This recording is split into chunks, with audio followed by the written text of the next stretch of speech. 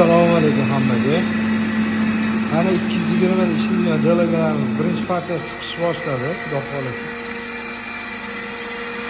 Xudo xolasa mana ishlab tekshirish jarayonidamiz. Bemalol ko'rishlar mumkin. 220 tok ishlab turibdi. Dalnimaning tokimiz 188 volt, 82 gradus. Hozir ishlagani qizigandan keyin ventilatorlarni tekshiramiz. Mana holati. Bu 150 litrda chiqdi bu kompressorimiz.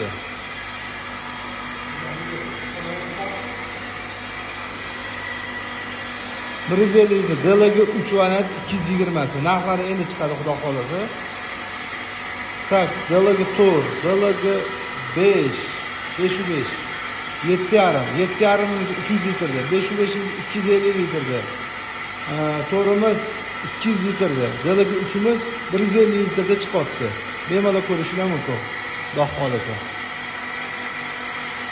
Boshqacha oson panellar chiqdi. Mana hamma uchun tushunarli bo'ladigan panellarni oldingizda emas.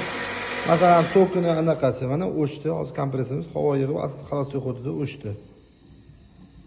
Tak, juda oson boshqaruv anaqasi, panellar, kontrollari, yuza parametriga kiriladi.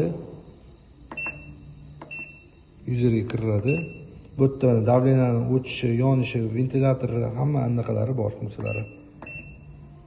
81 gradus. Xudo xolasa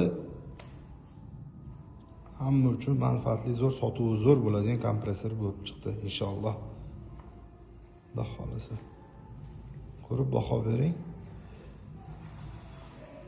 Xudo xolasa qolgan partiyalardan sekin-sekin chiqadi.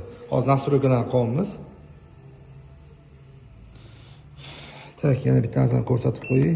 Tak, mana fault degan rejim bo'ladi. Faultga kiriladi klient mabodoga. Bu yerda ham ashifkalar chiqib keladi. Qancha vaqt ishlaganini bu yerda ko'rinadi.